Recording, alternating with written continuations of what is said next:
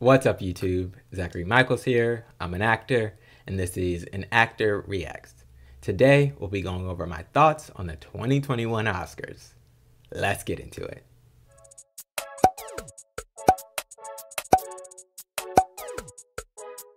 Before we get started, if you're new to my channel, be sure to hit that subscribe button, give this video a thumbs up, and leave a comment below. And if you'd like to further support myself and the channel and gain access to some exclusive content and early reactions and reviews, the link to join my Patreon will be in the description box. The 93rd Academy Awards took place on April 25th, 2021 in Los Angeles, California, at both Union Station and the Dolby Theatre. The ceremony, which was postponed 2 months due to the impacts of COVID-19, honored the best films of 2020 and early 2021. The telecast aired on ABC and was directed by Glenn Weiss and produced by Jesse Collins, Stacey, Sher, and Steven Soderbergh. According to Nielsen estimates, the ceremony was watched by 10.4 million viewers, making it the least viewed Oscars telecast on record since Nielsen began tracking the ceremony in 1974. Okay, so the Oscars. Now, I wasn't even planning on making a video about the 2021 Oscars. I actually live tweeted during the ceremony, and I'll link to those tweets below in the description box if anybody cares to view them. But I thought that was pretty much going to be it on my Oscars coverage. But during the week following the Oscars, I found myself just having so many more thoughts and opinions and stuff that I just wanted to express and get out. So I figured, why not just make a video, especially since that's part of what this channel is. And I either just released or am about to release a video going over my top 10 films of 2020. But I filmed that video before the Oscars, so a lot of that is just predictions and stuff. And I wanted to talk about the winners. And like I said in that video, 2020 was just a really weird year for film. And unfortunately, I think that this year's Oscars telecast kind of represented that unintentionally. So yeah, let's get into my thoughts. So first up, my overall thoughts of just the whole show. I thought that it was boring, very boring. And it's the Oscars. It's not the BET Awards, it's not the Billboard Awards, it's not the VMAs. So a certain level of bore is to be expected, but I enjoy it because, I'm an Oscar, I'm an actor, and I like to see who wins and see what movies I want to check out. But this year, they took boring to a new level. They just made so many missteps with this ceremony, I think. And I'm pretty sure this is the first awards show that I've watched within the past year or so of COVID award shows, and I see that I was not missing much. Okay, so one of the first missteps, it just felt so quiet and bare there, if that makes sense. Even when it came to applause, I know there's less people there this year, but it's just I don't know, it was kind of unsettling how quiet everything was. They barely played any background music. They didn't even do the playing off music when people were talking too long. They just let them talk and talk and talk and talk. It was okay, it just felt so weird being so quiet. It was odd. And then they made, for some reason, the decision to have no music performances during the ceremony. They had all the original song performances happen during the pre-show. Who watches the pre-show? That was they need those breaks within the ceremony to cut up some of the boring, to hey, listen to a song, here's the song. This was just 3+ hours of just talking. And it got weird then very quickly. And I was really looking forward to hearing Leslie Odom Jr. sing Speak Now. I love that song. And I missed it because I didn't watch the pre-show. Just a weird decision. I don't know why they would do that. There was no host this year. And I feel last year it worked when there was no host. I still found the show really entertaining. And I did some of the presenters this year, Rita Moreno, love her, she was there, Viola Davis, Regina King. They had some nice presenters, but I feel this year they really needed a host to ground this thing and I don't know, keep the energy up. Because it fell flat a lot of the times. There was no real comedy skits or anything, or comedy intros that they usually do. And don't get me wrong, they're usually cringe as hell, and I'm not the biggest fan of them, but I don't know, you come to kind of expect it, and when it's not there, it's oh, this is just dry. So that was a bit of a disappointment. Like, they did play that one game, Lil Rel did like the music clips games, but that just felt so out of place because there was nothing else like it during the ceremony at all. And that was very cringe, but shout out to Glenn Close for, you know, shaking her booty. And then Andra Day and Daniel Kaluuya, they were both funny, but it just, I don't know, again, it just felt out of place. What else? Oh, they didn't really show or play any clips from the films. Like, they did a couple times, but those are super brief. They mostly just had the presenters like giving these like biographies of the nominees and like just adding in little personal anecdotes. I think they were trying to make it feel a little more personal in the time of quarantine and, you know, 6 feet apart and distance, but it just fell really flat for me. And I was like, okay, can we just say the nominees and then get to who wins? It didn't work for me at all. And then, of course, there is the anticlimactic ending that happened, which I don't think was intentional. But the switching around awards to end on Best Actor was just not a good decision, which leads me into the next section that I want to talk about, which is the Best Actor winner slash the Chadwick Boseman discussion. Okay, so obviously the producers of the show, just like most other people, assumed that Chadwick was going to win. And when he didn't and Anthony Hopkins won, it made for a really anticlimactic ending because Anthony Hopkins also was not there.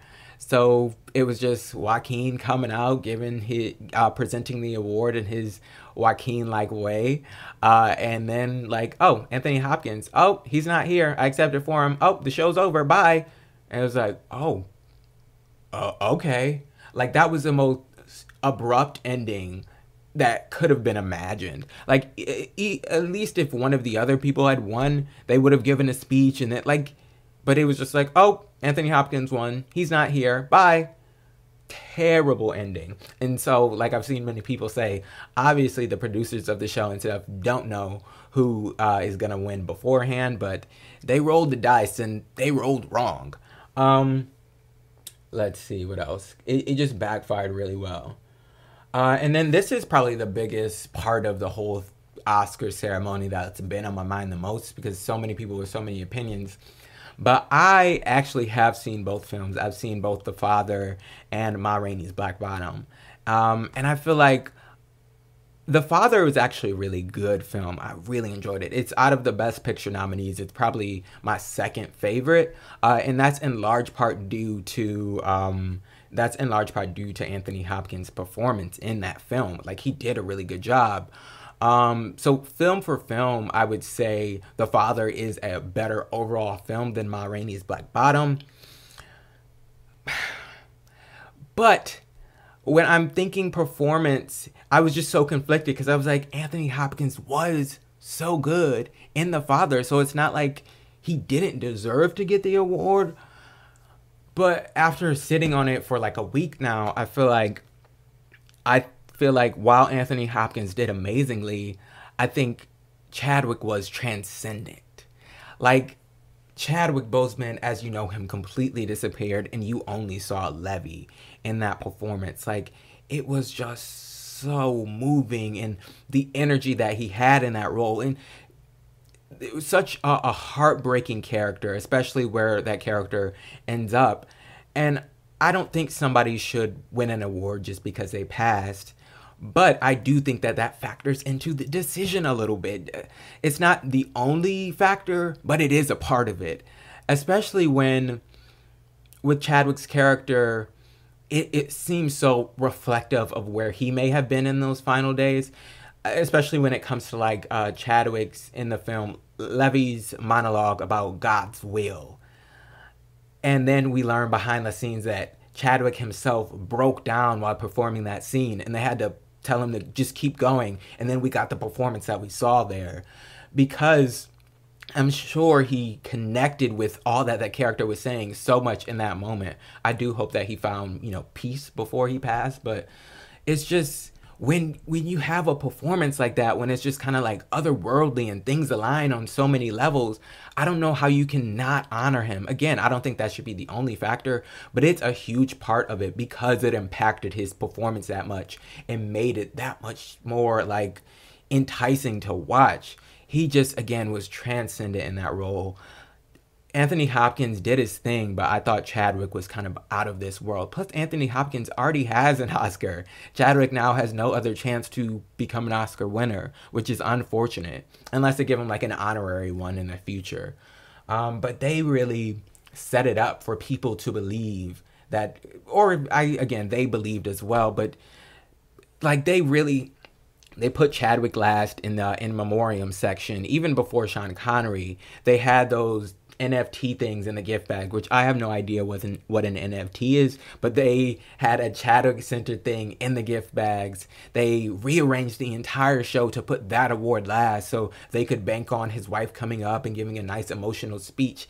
And it just, I don't know, it just feels kind of icky to me that they did all that and then he didn't even win. But congratulations to Anthony Hopkins, I guess. Because again, he did do amazingly in The Father, and I really enjoyed that film. I'd recommend people go watching it. And you know, shout out to Anthony Hopkins for making history as the oldest actor to win an Oscar at this point at 83, I believe.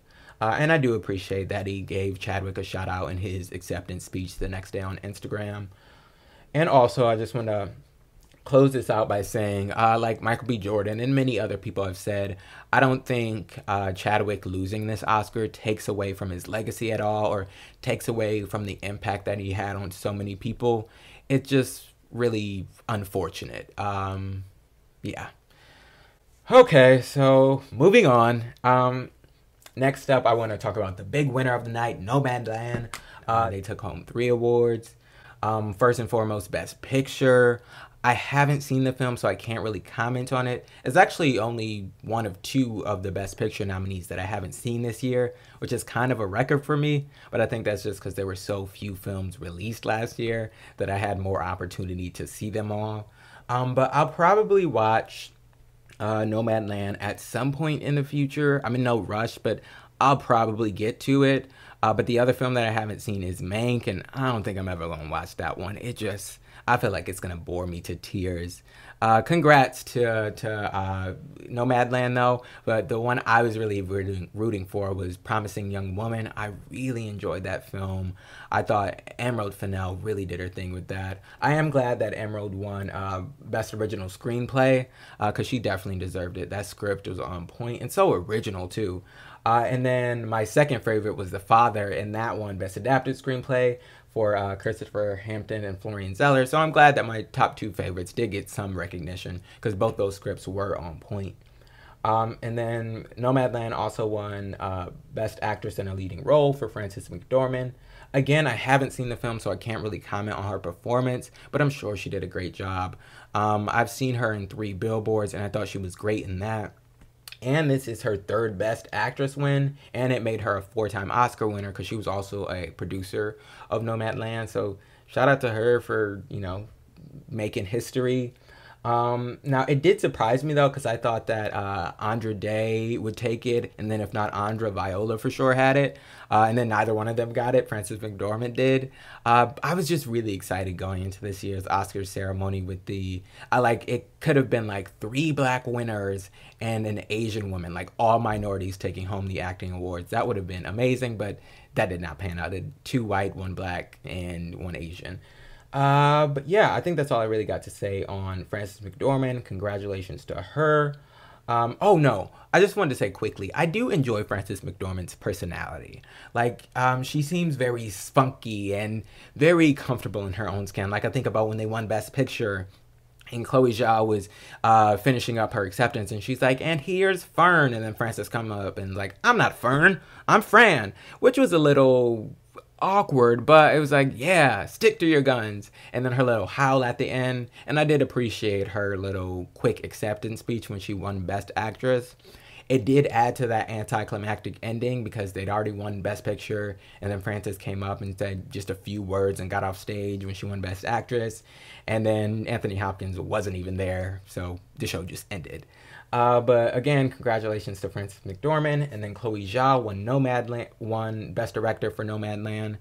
And I applaud her for continuing to break that glass ceiling, because she is only the second female director who has won Best Director, and the first Asian woman and first woman of color in general. So shout out to Chloe Zhao. And like I say in my 2020 film video, we have got to start giving women more recognition and opportunities, because of my top 10 films of 2020, many of them were directed by women, and my top 3 were all directed by women. So they obviously are the ones who are making the best stuff, so we need to have them making more stuff so we don't have disappointing Oscars years like this. Okay.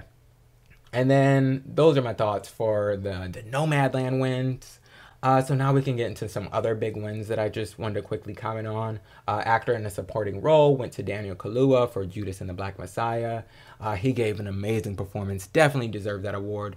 He is for sure one of my favorite actors out right now. And if he didn't win, there really would have been some problems for the Oscars. Like, people would have flipped tables and stuff. So I'm glad that he won. That was a no-brainer. And Daniel Kaluuya, his accent work, or what's the word? Not accent. I can't think of the word. His dialect work is so good.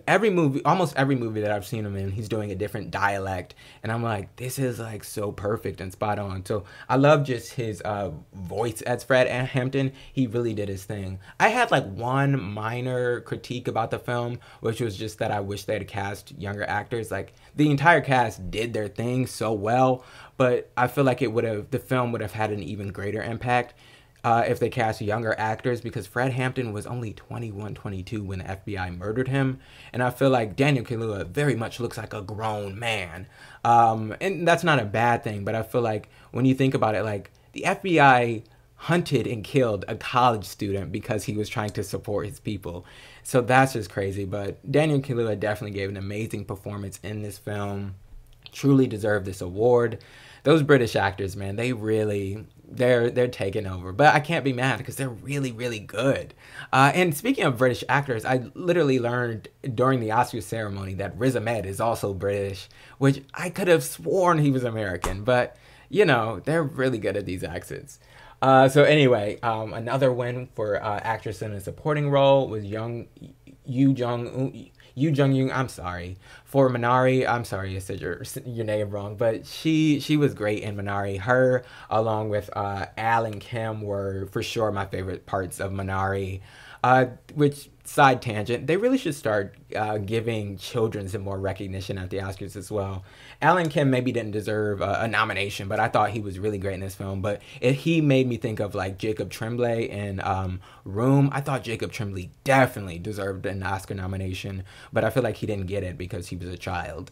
Like, if Brie Larson won for Room, Jacob Tremblay definitely should have been at least nominated. But anyway, that's neither here nor there. We're here to talk about Minari. I love Grandma. She was so adorable and seemed so cool. I loved her speech, and like you was seeing like the backstage stuff. Just, she has a great energy, and I'm glad she won. Then Best Animated Feature and Best Original Score went to Soul. I loved Soul. That was on my 2020 films list. Really, really beautiful film with a beautiful message. And I love the score. Trent Reznor and Atticus Ross definitely did their thing. It was just so good. They are for sure becoming some of my favorite film composers. They know how to capture a feeling so well with their music. And shout out to John Baptiste, who did did all the jazz music, and so he definitely did his thing as well. And he seems like a really cool person. Like, I loved his acceptance speech. Just a really great energy I get from him. Next up, we got Best Sound, which went to Sound of Metal. Another one truly deserved. Sound of Metal, the way that they really put you in Riz Ahmed's character's shoes the sound going in and out as if you were also losing your hearing, to really experience that, I thought was so boss. Like I feel like I just keep saying they did their thing, but they did their thing. And then we got Best Original Song, which went to Fight For You by Her from Judas and the Black Messiah. Now, I was personally rooting for Speak Now from One Night in Miami by Leslie Odom Jr., but I'm really happy for her. I'm a fan, and, you know, like Issa Rae said, I'm rooting for everybody black. So I'm glad if Leslie Odom Jr. didn't get it, that at least Her got it. Best Costume Design and Best Makeup and Hairstyling went to Ma Rainey's Black Bottom. So that was Anne Roth for the costuming. And she's the oldest woman to win a competitive Oscar at 89. Shout out to her. And then Sergio Lopez Rivera, Mia Neal, and Jamaica Wilson won for hairstyling and makeup for Ma Rainey as well. And, you know, again, women breaking glass ceilings. These two are the first black women to win in this category, so shout out to them. I love anytime we break a ceiling. And then those are the last awards that I have like big opinions on, but I did want to acknowledge all the other winners as well. So we got Best International Feature Film, which went to Another Round from Denmark. Best Documentary, which went to My Octopus Teacher. Best Visual Effects, which went to Tenet. Best Cinematography, which went to Mank for Eric Messerschmidt. Oh gosh, I'm sorry about all these names I'm messing up. Best Production Design also went to Mank. Best Film Editing for Sound of Meadow, which went to Mikkel E.G. Nielsen. Best Documentary Short Subject, which went to Colette. Best Animated Short Film, which went to If Anything Happens, I Love You. And Best Live Action Short Film, which went to Two Distant Strangers. And then finally, we've got the Jean Hersholt Humanitarian Award. This award went out to two entities. First was the Motion Picture and Television Fund, and then to Tyler Perry. Congratulations to both of them. I did see people online making a bunch of jokes about like, wow, Tyler Perry has won an Oscar. But let's be clear, this was a humanitarian award. And I'm not frowning upon that because he definitely deserves this award. He does so much for the community, and I applaud him for that. On the creative side, though, I don't know if he'll ever win an Oscar for one of his films or something like that. But, you know, I don't know if Tyler Perry wants to because he doesn't seem to put in the effort to make Oscar-worthy material. But that's a discussion for another time. Congratulations to him. He's a great businessman and a great humanitarian, and nobody can take that away from him, no matter what you have to say about his films. But yeah, that's all I've got on the 2021 Oscars. 2020 was a disappointing year overall for film and many other things, thanks to COVID-19. And then I think the 2021 telecast was, you know, ended up being pretty disappointing itself, unfortunately. But I'm definitely going to be back for more in 2022 because I love the Oscars, you know? They're my people. And I would love to actually be there in person within the next couple years. I'm not even saying I need to be nominated within the next couple years, but I would love to just, you know, be invited because I'm sure the energy in that room is like amazing. So we're just going to manifest that and put it out into the universe.